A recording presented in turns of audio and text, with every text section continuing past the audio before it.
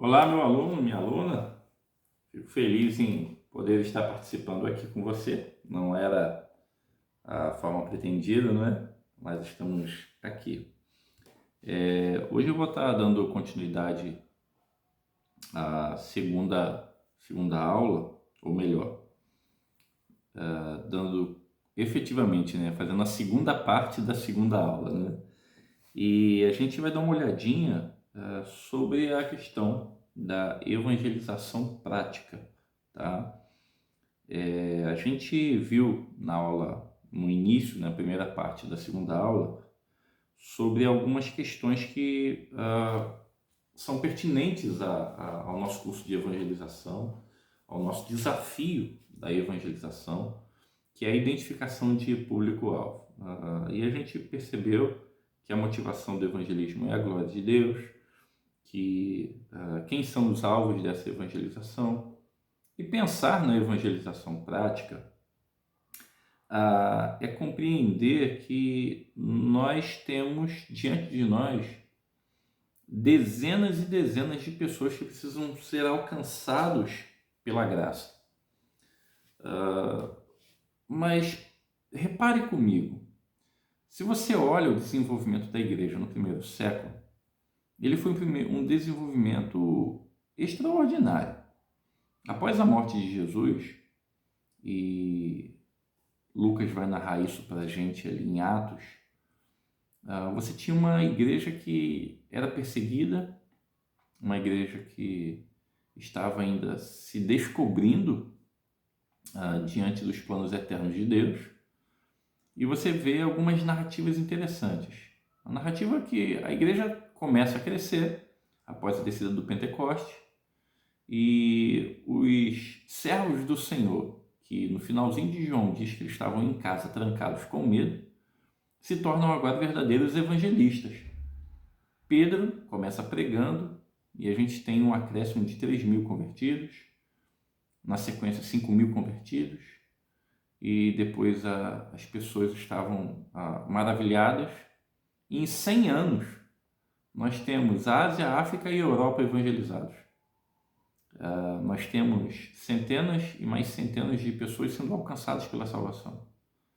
No ano de 64, aproximadamente, Nero incendeia Roma e a culpa recai sobre os cristãos. E ao invés dos cristãos diminuírem, a população cristã aumentou. E interessante que você olha no contexto hoje, você vê, por exemplo, o Brasil altamente cristianizado, mas nós não vemos o reflexo do evangelho na rotina do país. Isso é um grande problema, que nos faz pensar na evangelização de uma forma geral. Será que de fato temos sido fiéis na evangelização?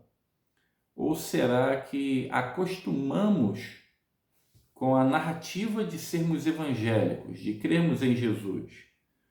Mas até que ponto o evangelho tem de fato mudado a rotina das pessoas? Então, pensar no público-alvo para a evangelização é pensar em estratégias para que essas pessoas sejam não apenas alcançadas, mas para que essas pessoas conheçam Jesus Cristo. A evangelização, como vimos, ela apresenta Jesus, ela anuncia Jesus, ela aponta para a glória de Deus. E esse apontamento para aquele que deu ouvido ao Evangelho precisa ser trabalhado.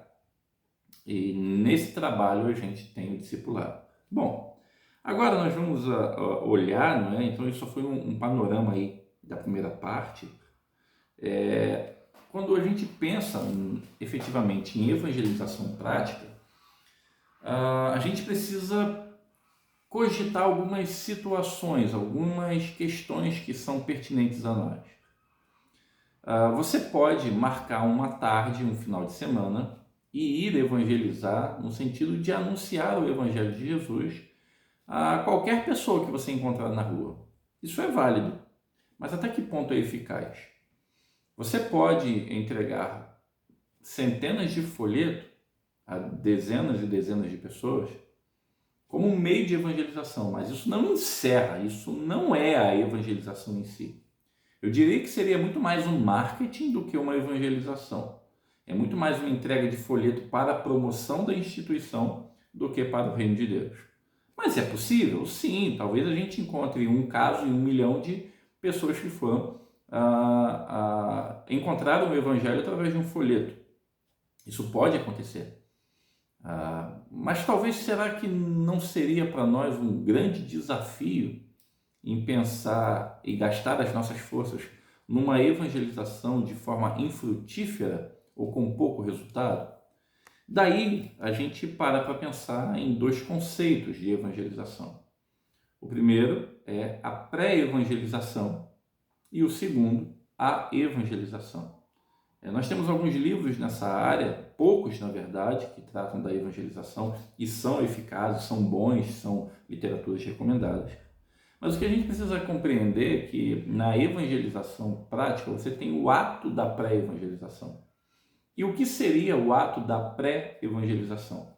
O ato da pré-evangelização seria nada mais, nada menos do que você gerar algum tipo de relacionamento antes mesmo de apresentar o evangelho.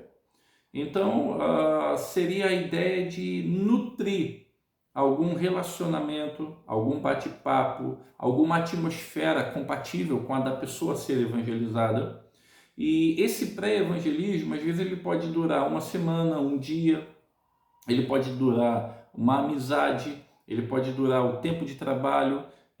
Fato é que nessa pré-evangelização o que a gente pretende é ter a atenção da pessoa.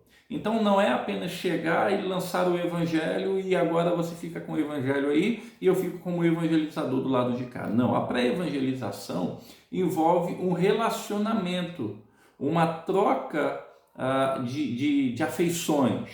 E dentro dessa troca eu preciso ouvir e ser ouvido, eu preciso falar e eu preciso permitir que o outro fale, conhecer as demandas do outro, conhecer os problemas do outro, conhecer a atmosfera que está ali entre as duas pessoas.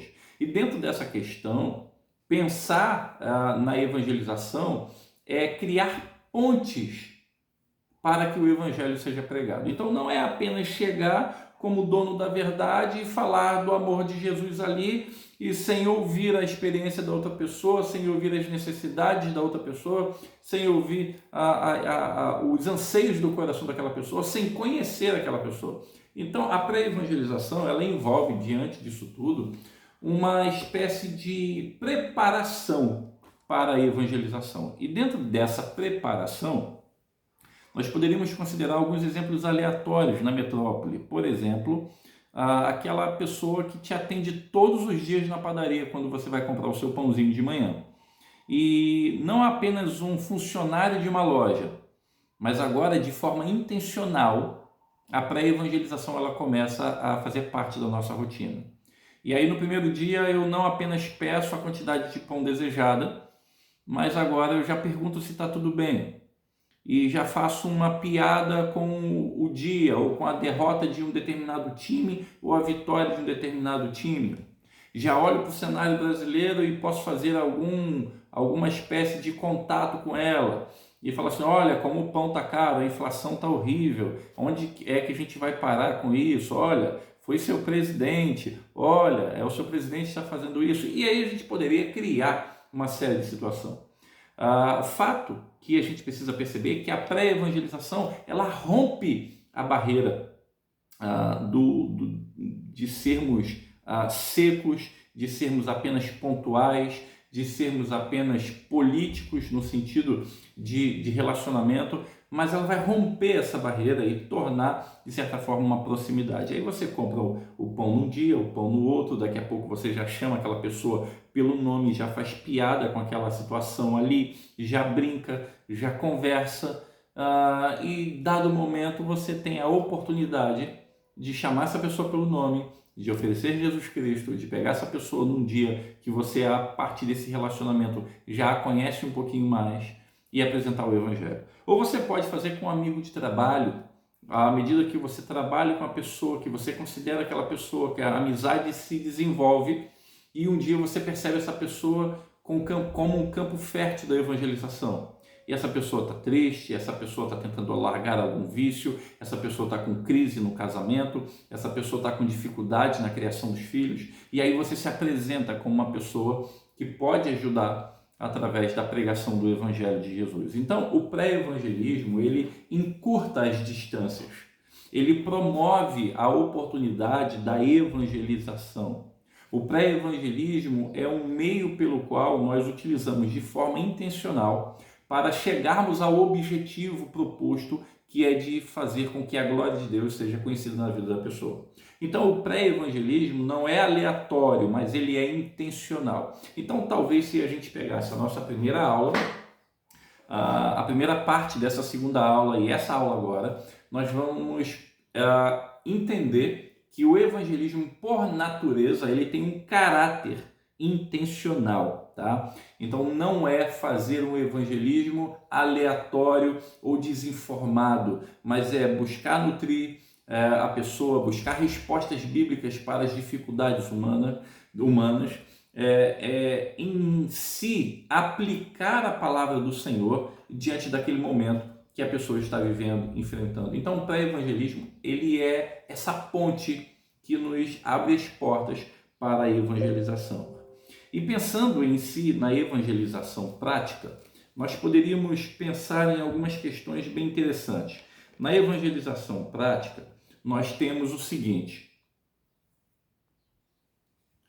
o evangelista, ele precisa nutrir uma postura estratégica, uma postura prática. E aí a gente tem Jesus como exemplo dessa estratégia de evangelização, dessa evangelização prática. Ou seja, não é alguém que chega de fora e diz como as coisas devem funcionar, mas é alguém que se envolve com a comunidade, é entender e olhar para Jesus e se tornar relevante, é ser, sobretudo, como diz Tim Keller, é espiritual. Ou seja, ser um evangelista prático é ser missional. O que é ser missional? É um termo mais novo, de uma teologia mais recente, mas esse termo missional, ele abarca o conceito de sermos uns sacerdotes do Senhor. E cumpre-se, então, o sacerdócio universal de todos os crentes, entendendo que na evangelização prática, a essência de cada cristão é ser um portador da boa notícia do Evangelho, da boa notícia de que Jesus Cristo é o Senhor, da boa notícia de que a glória de Deus será conhecida sobre a face da terra. Então, na evangelização prática, o evangelista, ele não apenas nutre uma postura estratégica, mas ele encarna essa postura estratégica sendo um missionário local. Ele assume essa postura missional, entendendo que ele é um sacerdote, como a gente viu na primeira aula. Para que a evangelização alcance o seu propósito, é necessário a gente olhar para a cultura ao nosso redor e compreender essa cultura e dar respostas bíblicas a essa cultura. Tá? Então a gente tem hoje, na nossa cultura, vários fragmentos de verdades associados à mentira, como, por exemplo, o conceito familiar, que antes a gente tinha o conceito familiar pai, mãe e filhos, hoje o conceito familiar ele está completamente fragmentado, ele está diluído. Então a gente tem uma base verdadeira com um desenvolvimento falacioso. E dentro disso tudo é compreender esse conceito que a gente está inserido e apresentar respostas da Sagrada Escritura para a vida humana. Ou seja, a evangelização ela alcança o seu propósito quando você compreende aquilo que está acontecendo à sua volta e você responde através da pregação do Evangelho. Então, basicamente, seria aquela velha história, não é? Dita a nós anos após anos. Você precisa ter o jornal na mão e a Bíblia na outra. A evangelização prática, meu irmão, ela envolve eficiência na comunicação, envolve intencionalidade. E essas duas coisas precisam caminhar juntas. eficiência e intencionalidade. Por exemplo, alguém chega para você e pergunta a você o seguinte: olha, ouvi dizer de um tal de Jesus Cristo, você pode me explicar sobre Jesus Cristo? Eu quero entregar minha vida a Ele, mas eu quero conhecer um pouquinho mais, eu quero saber o que está acontecendo, o que acontece. E aí você, como um cristão, você fala assim: ótimo, excelente oportunidade. Aí você pega a Bíblia e começa assim: Gênesis 1 diz isso, isso, isso. Gênesis 2 diz isso, isso, isso. Gênesis 11 diz isso, isso. Gênesis 12. Aí o cara tá lá sem entender nada e ele chega para você e fala: só queria saber de Jesus. Calma que a gente ainda está em Melquisedeque. Vamos avançar mais. E 3 dias depois você não chegou no assunto de Jesus. Então, o que a gente percebe? Que a evangelização, ela precisa ser eficiente na comunicação. Olha, Deus criou as coisas perfeitas, Deus criou tudo no seu lugar, mas por um motivo perturbador entrou o pecado na humanidade. E esse pecado fez florescer os mais tipos horrendos, ou se você usar florescer fica até ruim, né? Fez nascer vários tipos horrendos de pecados, problemas, dificuldades de um relacionamento com Deus, com a criação, com o próximo. E Deus então envia o seu Filho Jesus Cristo para que pudesse redimir todo esse caos causado pelo pecado. E é a partir dessa redenção, Cristo, ele vai à cruz do Calvário, morre no nosso lugar. Nossos pecados alcançam a justiça de Deus, fomos justificados, perdoados, amados e nos encontraremos com Deus na glória por vir. E nesse meio tempo, o que nos cabe é vivermos em santidade, buscarmos fazer a vontade de Deus. E como fazer isso? Através da leitura e prática da Sagrada Escritura, que é a voz do Senhor escrita. Então a evangelização, ela precisa ser eficiente na comunicação, ela precisa ser intencional na comunicação. E essas duas coisas, queridos, precisam andar juntas. E quando a gente percebe que a falta de comunicação adequada na evangelização ao longo da história, ela gerou dois grandes problemas. Ela gerou o sincretismo religioso e o nominalismo evangélico, que foi o tema que a gente começou esse vídeo. Quando a gente percebe que faltou a comunicação adequada, quando a gente percebe que faltou a intencionalidade certa, a gente tem um sincretismo religioso. E aí você tem um cristão que acredita em relíquias gospel, você tem um cristão que ele vai na igreja, mas se alguém ensinar para ele uma simpatia para curar o resfriado do filho, ele faz.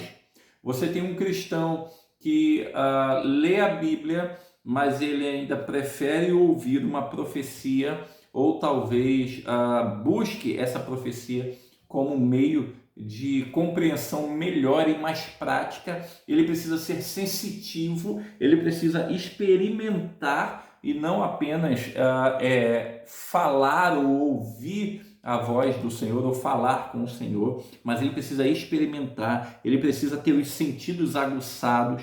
E aí você tem nada mais, nada menos do que uma religião sincrética. E a outra questão da falha da comunicação do Evangelho é porque as pessoas vão compreender o seguinte: se eu entendo que Jesus é Salvador, e isso pode ser apenas da elucubração humana, a pessoa já se acha salva.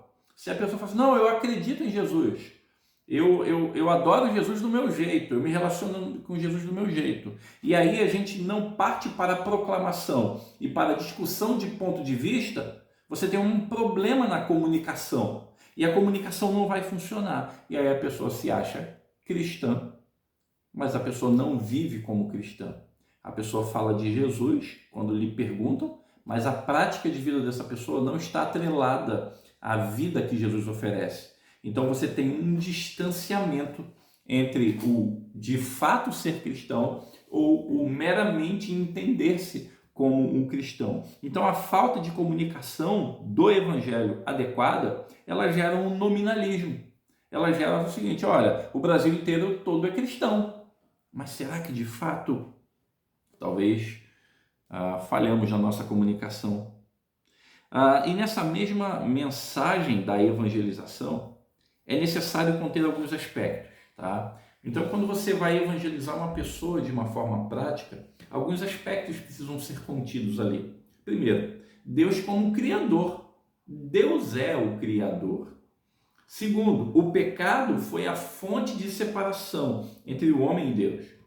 Terceiro, Jesus, sua cruz, sua ressurreição, o seu plano histórico de Deus para a redenção do homem fazem parte dessa narrativa. Quarto, o meio pelo qual Deus sela a sua promessa em nós é o Espírito Santo. Ou seja, em 4 pontos específicos, você apresentou a criação, você apresentou a queda, você apresentou a redenção, você apresentou a glorificação na vida desse indivíduo. E agora, como que a gente faz isso? Nós fazemos isso também através da criatividade. Perceba, criatividade é um dom que Deus nos deu que precisamos colocar em prol da evangelização prática. E é interessante que hoje, na época do digital, nós temos vários videozinhos feitos por inteligência artificial, que vão falar sobre a narrativa da criação, sobre alguns eventos específicos expostos na Sagrada Escritura, como Daniel na Cova dos Leões e tantas outras coisas mais. Então, o que a gente tem a nosso favor de forma deliberada é usar a criatividade, tá? É usar a criatividade. A gente pode olhar no meio secular uma pessoa que utilizou a criatividade e criou um império, tá? E analisando isso, a gente poderia ver que esse homem, essa pessoa que criou um império, ela utilizou uma criatividade com algo que nós temos como um problema. Por exemplo, veja se você conhece a história de um rato que se tornou famoso, e esse rato também tem uma namorada ratinha, e eles têm também amigos que agora são patos, tem um cachorro marrom, né? Já conheceu a história? E tem uma cidade construída em volta disso. Exatamente, o Walt Disney. O Walt Disney usou a sua criatividade e utilizou um rato, um pato e um cachorro para fazerem dali um império do entretenimento. Ele fez de um rato um mito.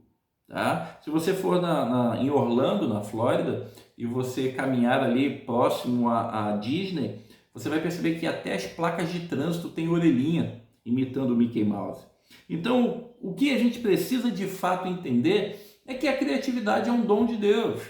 E nós precisamos utilizar a criatividade para a prática evangelística, para chamar a atenção, para podermos pregar o Evangelho. E, meus amados irmãos, a gente pode utilizar, por exemplo, um teatro na praça pública. A gente pode utilizar peças ao ar livre. Nós podemos utilizar um luau na praia ou na praça. Nós podemos utilizar vários meios, várias metodologias para que a gente tenha a atenção das pessoas, para que a gente fale do amor de Deus às pessoas. Tá? E é interessante pensar que isso não é estanque, mas precisa gerar, e eu vou sempre falar isso, uma constância chamada discipulado. Ou seja, o evangelismo não é, por si só, algo que se torna perfeito em suas ações, mas o evangelismo é um lado de uma moeda. Essa moeda se chama missão. De um lado você tem uma face com o evangelismo e a outra face com o discipulado. Então, o evangelismo e a missão são duas faces da mesma moeda. E utilize, irmão, a criatividade para que você consiga espalhar a glória de Deus. Analisar o público-alvo, como eu já disse, é fator preponderante da evangelização.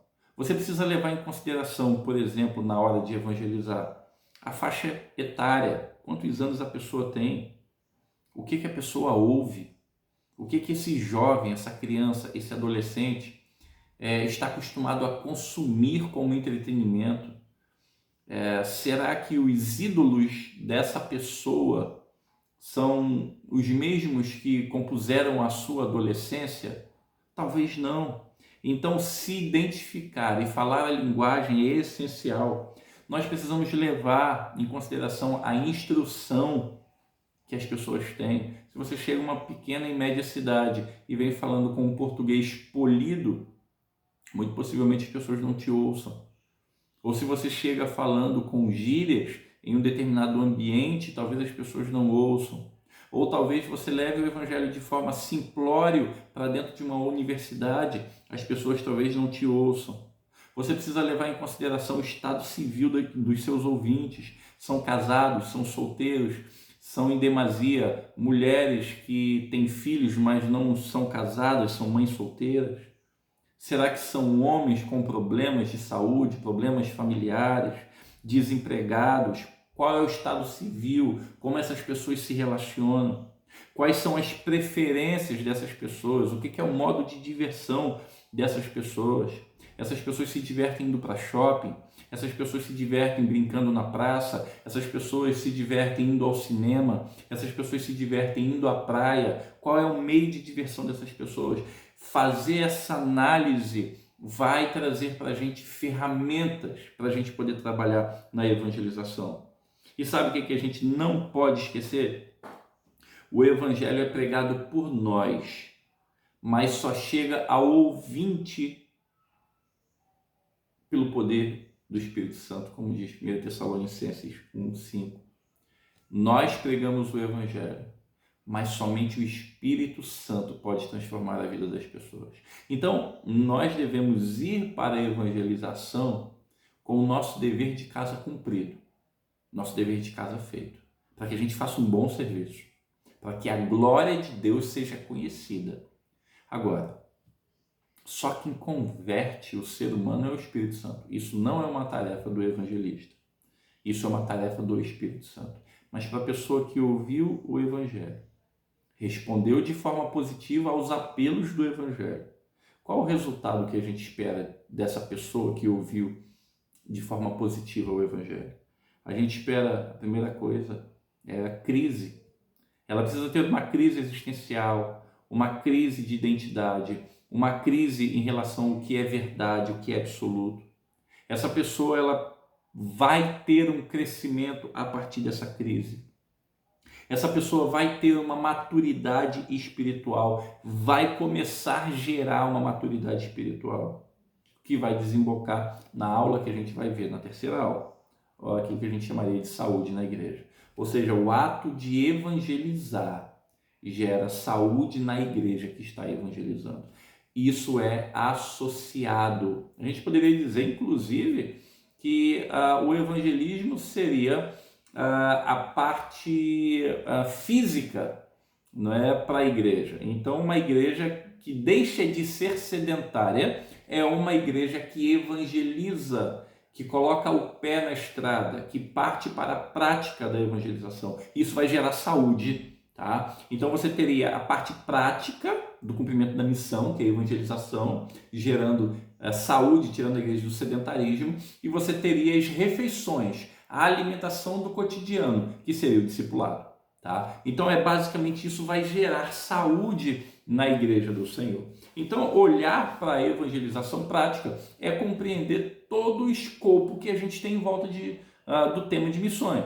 Compreender o indivíduo na sua essência, compreender o indivíduo na sua coletividade, entender quem é o indivíduo e responder todas as demandas sociais a partir do Evangelho de Jesus Cristo. Beleza? Ficamos por aqui. Daqui a pouquinho a gente prepara mais um vídeo para você, para que você possa então desfrutar aí, compartilhar, assimilar um pouquinho do que é evangelização prática. Deus abençoe você. Obrigado pela atenção.